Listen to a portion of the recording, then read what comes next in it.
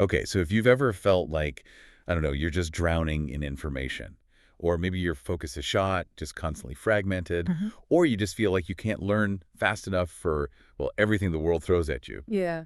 then this deep dive is definitely for you. Yeah, we're essentially pulling out the core framework.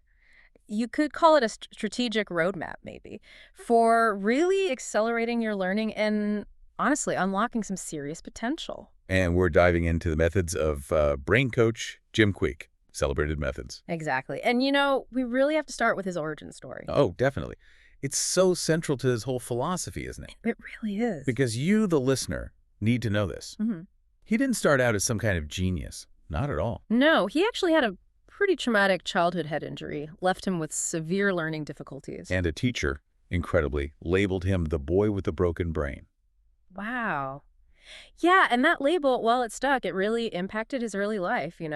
Constant struggles with focus, memory, just understanding things. But that struggle, that difficulty, it led him somewhere unexpected. Right, to this transformative discovery. Mhm. The brain isn't fixed. Our learning abilities, they're malleable. They can change. Which has to be the most crucial takeaway, right? I mean, someone who was literally told his brain was broken could transform his own abilities. And absolutely everyone has that power. The power to learn faster, remember more, perform better. It's within reach. So that's our mission today, really, Yeah. to distill his system down to its essence, the limitless model. That's it. And this model, it stands on three pillars, the three M's, he calls them: mindset, motivation, and method. Okay, let's unpack those, see how they fit together. Sure. All right, first M, mindset, the what. And this is foundational because, look, if you have the wrong assumptions about what you're capable of, Yeah. then no technique, no method in the world is going to stick. Absolutely. Mindset is basically that collection of beliefs, attitudes, assumptions you hold deep down about yourself, about your potential.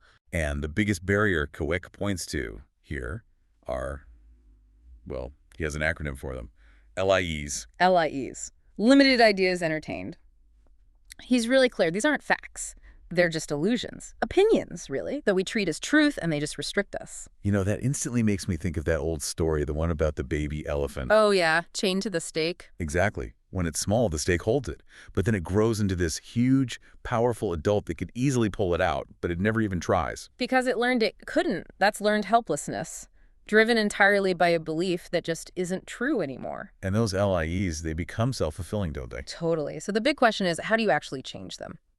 Kwik offers a really clear three-step process. First step, name your limiting beliefs.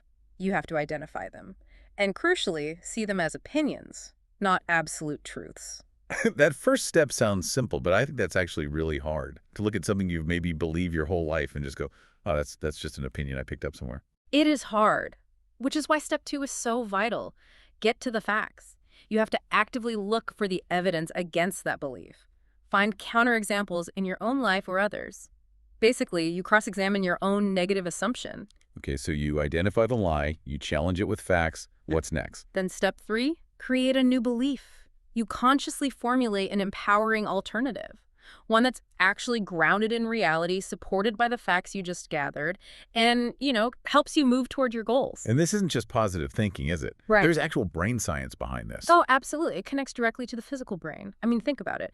Your brain is generating, 70,000 thoughts a day? Its storage capacity is essentially infinite. It really is the ultimate superpower. And the crucial part is we're not stuck with the brain we were born with. Not at all. That's the power of neuroplasticity. That old idea that your brain stops developing in your 20s, completely debunked. Right. The brain literally changes. It reorganizes itself throughout your entire life based on what you learn, what you experience. So your capacity to learn to grow, Yeah. it's not fixed. It's dynamic. And that London taxi driver example is just, wow. It's classic, isn't it?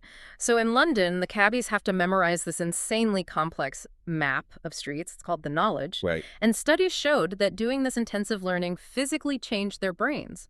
Their hippocampi, the part crucial for spatial memory, actually got measurably larger. So your brain adapts to the demands you place on it. Precisely. Which leads to the question, if our brains are so amazing, so adaptable, why do so many of us feel like we're struggling cognitively today? And Kwik argues it's because the modern world, especially our digital lives, has introduced these. Hmm. 4 digital villains, things actively undermining our brain power. Okay, villain number one, the digital deluge. Just the sheer volume of information hitting us constantly. We're Yeah. apparently consuming something like 3 times the data people did back in the 1960s. And this fire hose of info leads to mental fatigue, poor memory, because our brains rarely get the downtime needed to process and consolidate. Makes sense. Then there's the one we all feel, digital distraction. Uh-huh. Constant pings, notifications, alerts. Our ability to focus just gets shattered. Deep work becomes almost impossible. Our attention spans feel fractured. And the third one? This one feels a bit scary, digital dementia. It does sound scary. It's about over-relying on technology for basic memory functions. Like if you instantly Google every single fact. You're outsourcing your memory. Exactly. You stop the brain from doing the work of encoding that information into long-term memory, so your own cognitive abilities can actually diminish. And the last one, digital deduction. I feel this one. It's so easy to just find ready-made opinions online instead of thinking things through yourself. That's the fourth villain, digital deduction. Hindered critical thinking. When you have instant access to countless opinions, you exercise your own reasoning skills less. You become less capable of tackling complex problems independently. Okay, so knowing about these villains, understanding how they work against our natural neuroplasticity, that's the first step. It is, and that awareness fuels the fight, which brings us neatly to the engine behind it all, motivation. Right, so we've got the mindset sorted. We know we can change. Now, the second M motivation, the WHY. This isn't about hype or temporary inspiration, is it?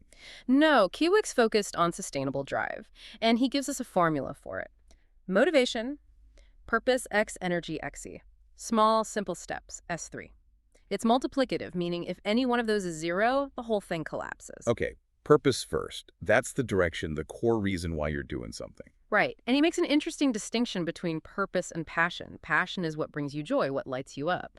Purpose is often about sharing that passion or using it in service of something bigger than yourself. But what if you're listening and thinking, okay, great, but I don't really know my purpose. That feels like a big ask. It can feel big, yeah. Yeah. But Kwik connects it back to something more fundamental, identity. He argues your purpose is deeply tied to who you believe you are. He has this powerful line, whatever you put after those 2 words, I am, determines your destiny.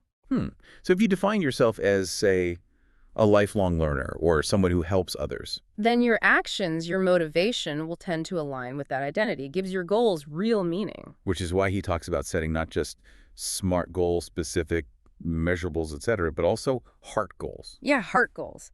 Healthy, enduring, alluring, relevant, and truth, making them deeply personal, connected to your values and that core identity. Okay, so purpose is vital, but the formula says purpose times energy. Exactly. A powerful why is useless if you're physically or mentally drained. Motivation needs fuel. If you're exhausted, that motivation formula just crashes. So how do we generate that limitless brain energy Kwik talks about? He has practical tips, right? Oh yeah, very practical. First up, brain diet.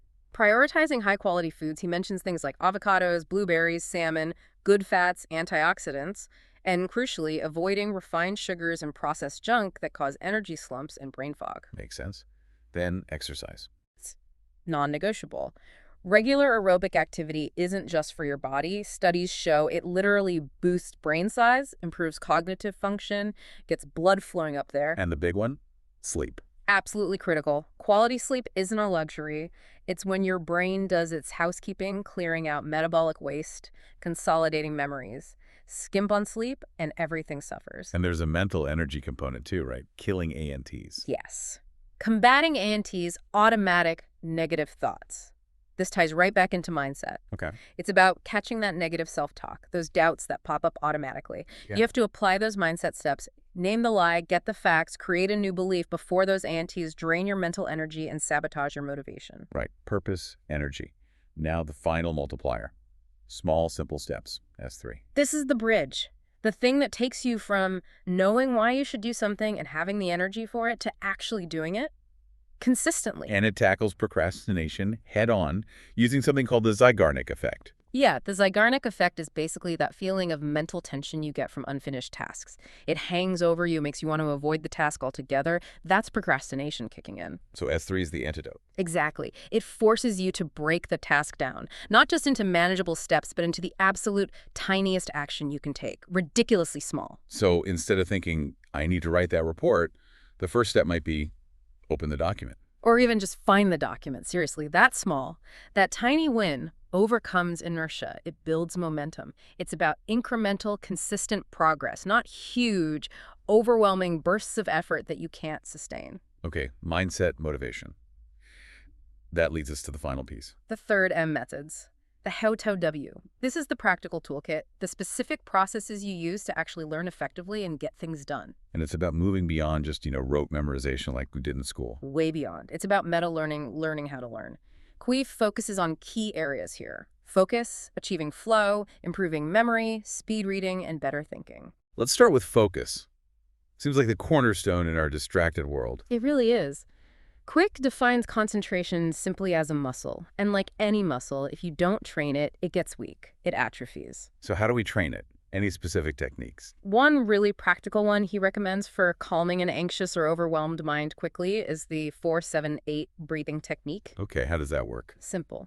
You breathe in through your nose for 4 seconds, hold the breath gently for 7 seconds, and then exhale slowly and completely through your mouth for 8 seconds. 4 inhale, 7 hold, 8 exhale. That's it. Repeating that just a few times directly stimulates your parasympathetic nervous system, Right. your rest and digest system. It physically calms the brain, making it easier to direct your attention where you want it. Okay, that sounds doable. And once you have that basic focus, the goal is often to reach that state of flow, right? That deep work zone. Exactly. Flow is that magic state. Complete immersion, energized focus, time seems to disappear, productivity just soars. It feels almost effortless when you're in it. How do we get there more often?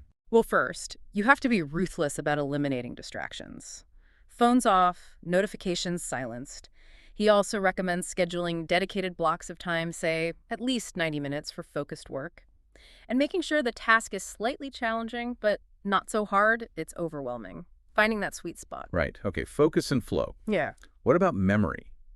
Lots of people feel like their memory is failing them. Yeah, and Kwik uses a simple framework here too. MOM stands for motivation, observation, and methods. Motivation and observation. We've touched on those. You need a reason to remember, motivation. Yeah. And you actually have to pay attention, observation. Precisely. If you weren't paying attention, you didn't forget it, you just never encoded it in the first place. Right. But the M for methods is where the specific techniques come in. All right, let's get into those. This feels like where the real how-to is. Definitely. The core idea is transforming boring, abstract information into something vivid and memorable. Key techniques involve visualization, turning words into mental pictures. Our brains are wired for images. Emotion is another big one. Information combined with feeling, curiosity, surprise, amusement is much more likely to become a long-term memory. And association, linking new information to things you already know. Yes. And the Baker paradox illustrates this perfectly. Yeah, I love this one. Explain it. Okay, so if I tell you about two people, and one is named Mr. Baker, and the other one is a baker by trade, which piece of information are you more likely to remember later? Probably the second person is a baker. The occupation. Exactly. Why? Because the name baker is abstract.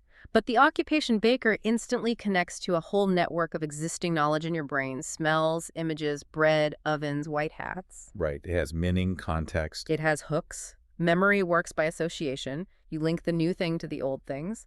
And then there's location. The memory palace technique. Yeah, the ancient method of loci. Yeah. You mentally place pieces of information you want to remember in specific locations within a familiar place, like rooms in your house. Then you just mentally walk through the house to recall the information in order. Allows you to do things like give a whole presentation without notes. Powerful stuff. Very powerful. Okay, moving from storing information to taking it in. Speed reading. This one gets a bad rap sometimes, doesn't it?